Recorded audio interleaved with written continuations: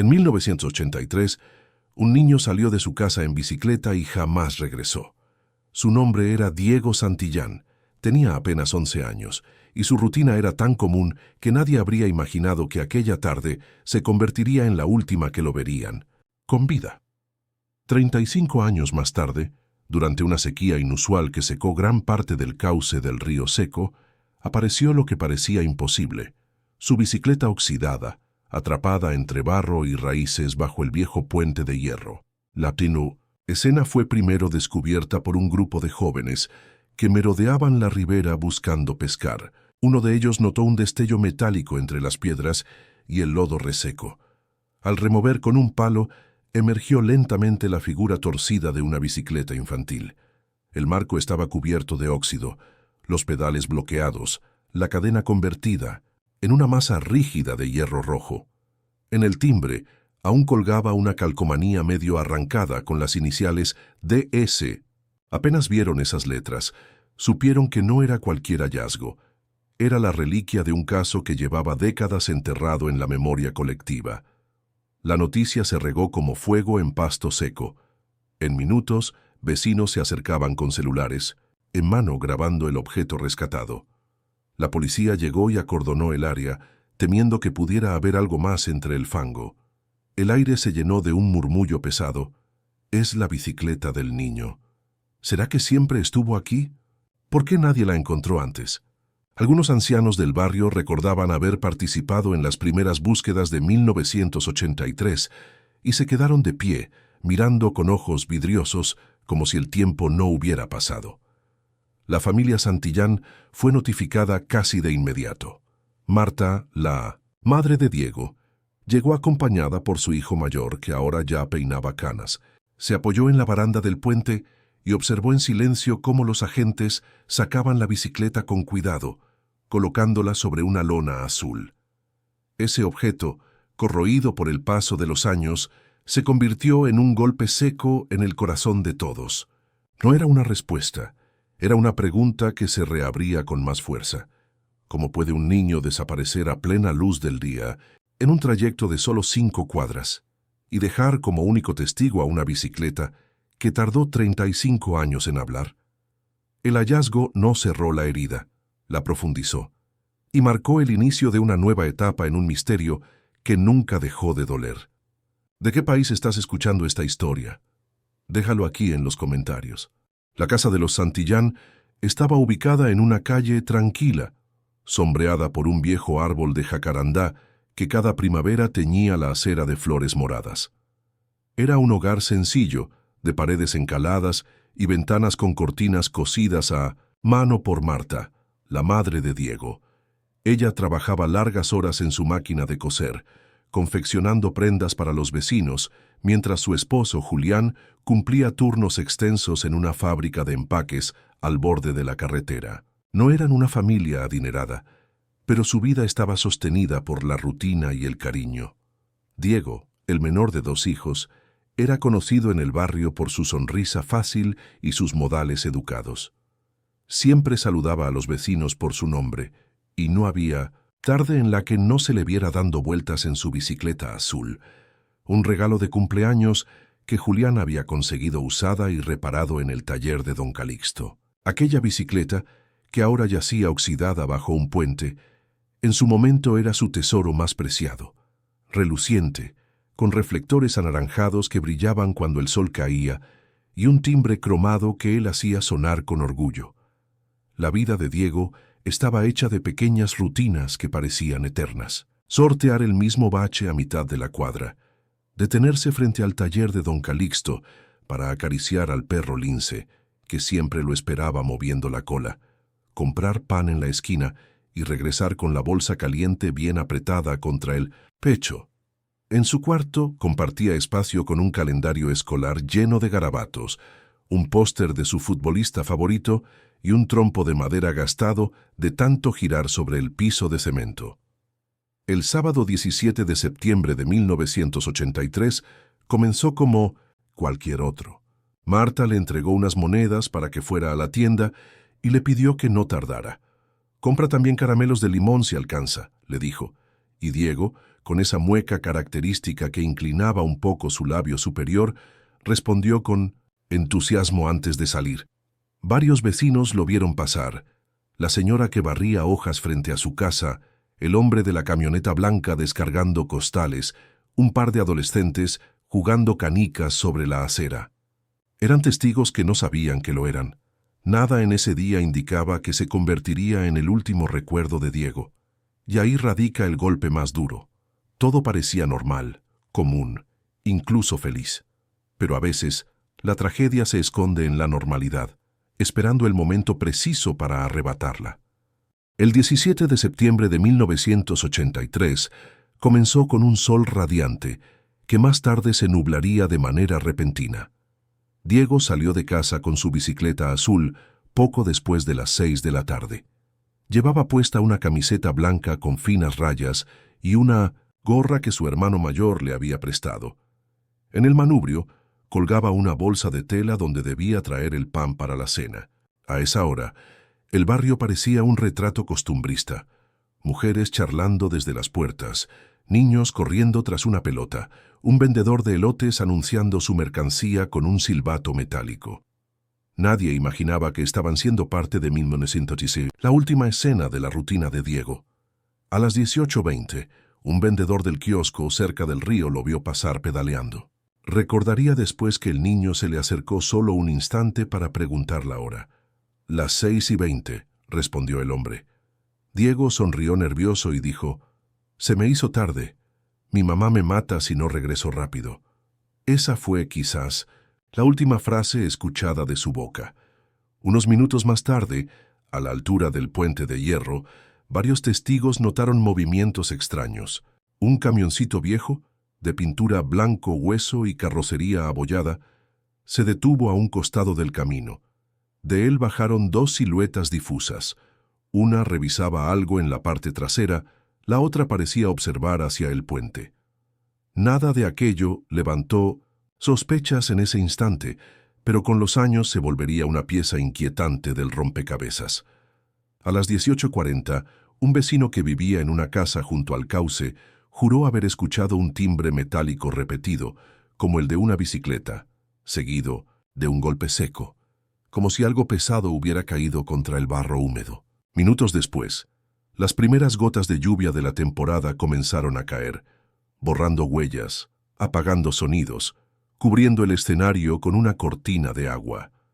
Para las 19:00, Marta ya esperaba en la ventana de la cocina, mirando el reloj y la calle vacía. Cuando dieron las 8 y Diego no regresaba, la inquietud se convirtió en miedo. Julián salió con una linterna y caminó la ruta habitual de su hijo, llamando su nombre entre las sombras. El eco del puente fue la única respuesta. Aquella noche se denunció la desaparición. Patrullas recorrieron el barrio, reflectores iluminaron el río crecido, y los rumores comenzaron a multiplicarse. Si se cayó, el agua lo arrastró. Si se escondió, lo hallarán en la mañana. Pero la mañana llegó, y no había ni rastro de Diego, ni de su bicicleta azul, ni de la bolsa de pan, solo silencio. La primera noche después de la desaparición de Diego fue un caos contenido por la esperanza. Vecinos, policías y familiares se organizaron para peinar cada rincón del barrio. Con linternas prestadas del taller de don Calixto, recorrieron la ribera del río, los lotes baldíos y los alrededores del puente de hierro. Se encontraron zapatos viejos, latas oxidadas, ramas acumuladas, pero nada que perteneciera a Diego. El agua, crecida por la tormenta, parecía tragarse cualquier pista. La primera semana las calles se llenaron de rumores. Un hombre juró haberlo visto subirse a un autobús. Otro aseguró que una camioneta clara había pasado a toda prisa aquella tarde. Cada pista movilizaba a la policía, pero todas terminaban en nada. La segunda semana, el barrio se empapeló, con carteles donde se veía la foto de Diego con su gorra ladeada. Marta los pegaba con manos temblorosas, mientras Julián se aferraba a la idea de que alguien en algún lugar lo había visto y podía dar noticias. Con el paso de los meses, la búsqueda se volvió más silenciosa. Los voluntarios empezaron a regresar a sus rutinas, la policía redujo sus rondas y la prensa dejó de cubrir el caso. Pero para la familia Santillán, la vida se había detenido en aquel 17 de septiembre. Julián dejó su turno nocturno en la fábrica para dedicarse a seguir cualquier pista, por absurda que fuera. Respondía llamadas anónimas, viajaba a pueblos cercanos, preguntaba en estaciones de autobús, siempre con la foto de su hijo doblada en el bolsillo. Marta, por su parte, convirtió la habitación de Diego en un santuario detenido en el tiempo, el trompo en la ventana, el calendario detenido en septiembre, la mochila colgada detrás de la puerta. Los años se apilaron. El taller cerró. Se abrió un supermercado. La calle fue asfaltada, pero el puente seguía allí, como una cicatriz en el paisaje. Cada aniversario, un pequeño grupo de vecinos colocaba velas en la baranda. Algunos lo hacían por respeto, otros por miedo, otros porque nunca habían podido sacarse de la cabeza la imagen de aquel niño en bicicleta. La familia intentó sostener la esperanza como pudo. Marta decía que dejar un vaso extra en la mesa a la hora de la cena no era un acto de superstición, sino de fidelidad. Si vuelve, tendrá un lugar, repetía. Pero el tiempo desgasta incluso las promesas más firmes. La espera, a veces, se convierte en una forma de sobrevivir. Abril de 2018. El invierno había sido seco, y el río seco hacía honor a su nombre como pocas veces antes. El cauce, reducido a un hilo marrón que serpenteaba bajo el puente de hierro, dejaba expuestas raíces, botellas antiguas y restos de muebles arrastrados por décadas de lluvias. Fue en esa circunstancia cuando un grupo de adolescentes que bajaban a tomar fotos para un proyecto escolar notó un destello extraño entre el lodo endurecido. Al acercarse, descubrieron el marco de una bicicleta medio enterrada. Parecía un objeto olvidado, pero al limpiarlo con piedras y ramas, el detalle se volvió inconfundible. El color azul descascarado, el timbre torcido, los pedales oxidados. Uno de ellos, con las manos temblorosas, retiró un pedazo de barro del cuadro y encontró pegadas dos letras apenas visibles, DS. Bastó un segundo para que entendieran la magnitud del hallazgo. La noticia corrió de inmediato, primero por mensajes de WhatsApp, luego en grupos vecinales y finalmente en los noticieros locales. Cuando la policía llegó, tuvo que acordonar la zona porque decenas de personas ya se habían reunido alrededor del puente. Todos querían ver con sus propios ojos lo que el río había escondido por 35 años. Algunos ancianos lloraban, otros murmuraban oraciones, y varios jóvenes que apenas habían escuchado la historia en boca de sus padres se enfrentaban por primera vez a la prueba física de un caso que siempre había parecido una leyenda urbana. La bicicleta fue extraída cuidadosamente y colocada sobre una lona azul. Estaba doblada, con el manubrio torcido y el sillín corroído hasta quedar irreconocible. La cadena era una masa compacta de óxido, y en las ruedas quedaban fragmentos de barro endurecido como cemento.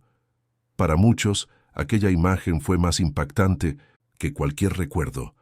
El objeto que simbolizaba la infancia de Diego había permanecido todo ese tiempo en el silencio del río.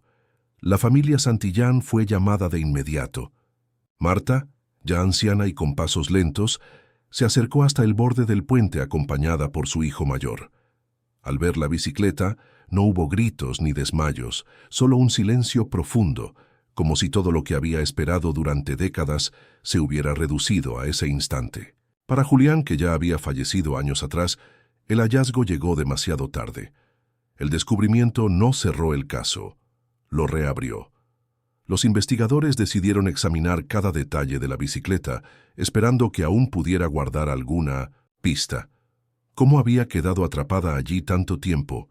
¿Quién la había colocado bajo el puente?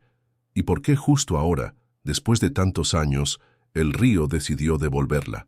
La bicicleta oxidada fue trasladada al laboratorio forense de la ciudad.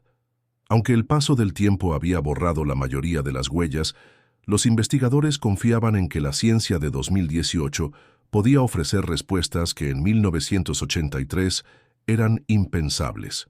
Cada tornillo, cada fragmento de pintura, Cada resto de barro adherido fue analizado con paciencia quirúrgica. El primer hallazgo llamó la atención. La cadena no estaba simplemente rota por el óxido, sino forzada, como si hubiera sido arrancada de golpe. Además, en el cuadro de la bicicleta se encontraron restos de una cuerda de nylon incrustada, material que no pertenecía a la estructura original. Para los especialistas, eso indicaba que alguien había manipulado el vehículo antes de que terminara en el río. Se extrajeron muestras de tierra y fibras que, al ser comparadas con registros antiguos, revelaron algo perturbador. Coincidían con un lote baldío junto al viejo taller de Don Calixto, hoy abandonado. Ese lugar había sido inspeccionado superficialmente en 1983, pero nunca se le prestó demasiada atención. Ahora, con la nueva tecnología, aparecía como un punto clave. Mientras tanto, la Fiscalía decidió reabrir el expediente. Polvorientos legajos, testigos envejecidos y declaraciones olvidadas volvieron a la mesa. Entre ellas, un detalle se destacó. Varios vecinos habían mencionado la presencia recurrente de un camioncito blanco hueso, estacionado cerca del puente en aquellos días. El vehículo nunca fue identificado con certeza, pero la descripción coincidía con la de un comerciante de chatarra que solía circular por la zona en los años 80. Los investigadores rastrearon antiguos registros de vehículos y descubrieron que aquel camioncito estaba registrado a nombre de un hombre llamado Rodolfo Méndez, quien en 1983 vivía a apenas 6 cuadras de la casa de los Santillán. Méndez había sido interrogado en su momento, pero su coartada lo eximió de sospechas. Con el hallazgo de la bicicleta, su nombre volvió a resonar con fuerza. Los agentes decidieron entrevistarlo de nuevo. Ahora era un anciano de más de 70 años, jubilado, que vivía en una pequeña casa en las afueras. Cuando le preguntaron por la bicicleta, su reacción fue extraña. Primero fingió no recordar, luego se mostró irritado, y finalmente pidió un abogado. Ese cambio repentino encendió todas las alarmas. La familia Santillán, al enterarse de la reapertura del caso, revivió el dolor como si los años no hubieran pasado. Marta confesó que siempre sospechó de aquel hombre, porque lo había visto merodear el barrio sin razón aparente. Ahora, con la ciencia y el tiempo de su lado, los investigadores estaban más cerca que nunca de descubrir la verdad detrás del misterio. La reapertura del caso puso a Rodolfo Méndez en el centro de todas las miradas. En 1983 había sido un hombre robusto, dedicado a la compraventa de chatarra y piezas viejas. Su camioncito blanco hueso era parte inseparable de su rutina, siempre cargado de bicicletas usadas, electrodomésticos averiados y herramientas oxidadas. Para muchos vecinos era un personaje excéntrico, pero no peligroso. Sin embargo, las coincidencias eran demasiado fuertes como para ignorarlas. La policía comenzó a vigilarlo discretamente. En su casa se encontraron documentos antiguos, recibos de compra de metal de los años 80 y fotografías familiares. Pero lo que más llamó la atención fue un cuaderno de notas con direcciones de talleres y casas de la época. Una de esas direcciones correspondía al mismo lote baldío, donde los forenses habían detectado coincidencias en las muestras de tierra encontradas en la bicicleta. Interrogado nuevamente, Méndez se mostró evasivo. Dijo que en 1983 trabajaba recogiendo chatarra y que no recordaba nada de aquel día. Aseguró que la bicicleta pudo haber caído al río de forma accidental y que no tenía nada que ver con el caso. Pero cuando los investigadores lo presionaron con detalles concretos, como el hecho de que varios vecinos recordaban ver su camioneta estacionada junto al puente, su discurso empezó a flaquear. El punto de quiebre llegó cuando los forenses encontraron en el marco de la bicicleta una leve marca de pintura blanca, coincidente con el tono usado en la camioneta de Méndez. Era una prueba circunstancial, sí, pero suficiente para volver a colocar el foco sobre él. La Fiscalía solicitó una orden para revisar la propiedad de Méndez a fondo.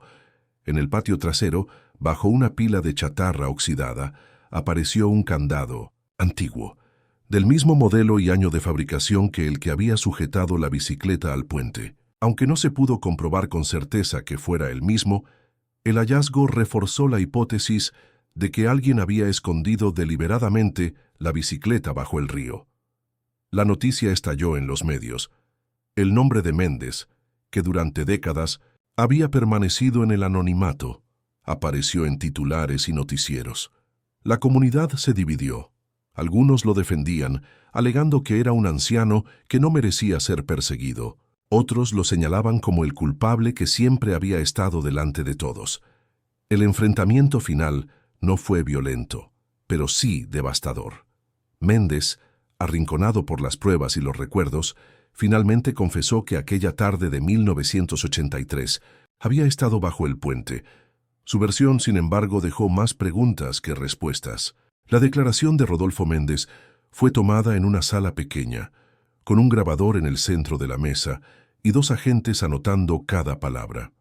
Al principio, insistió en que no recordaba bien los hechos, que habían pasado demasiados años, pero conforme los investigadores lo guiaban con preguntas precisas, su discurso empezó a quebrarse.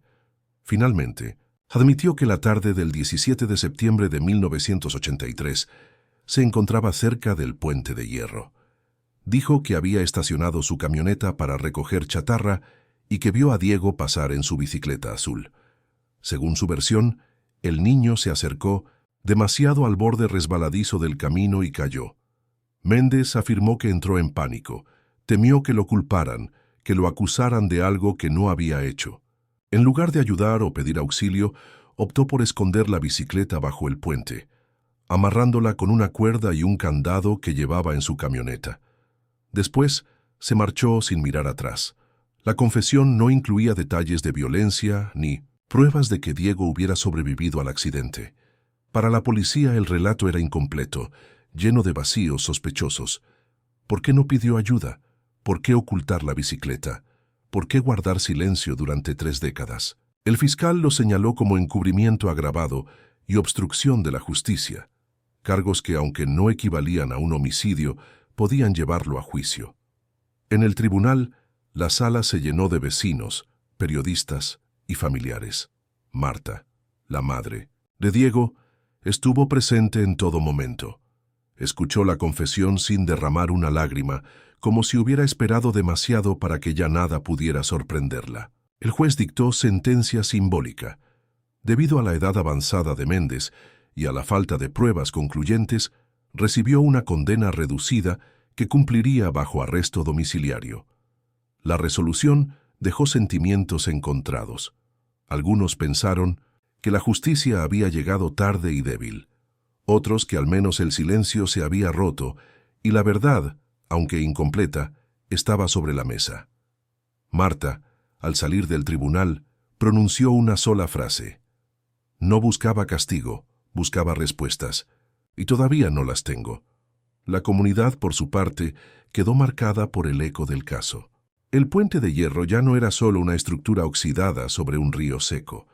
Era un recordatorio de lo que significa callar demasiado tiempo. ¿Crees que es mejor tener una verdad incompleta que vivir toda la vida con preguntas sin respuesta? Déjalo en los comentarios. Tras el juicio, el caso Santillán quedó archivado oficialmente. Para la justicia no había más que investigar.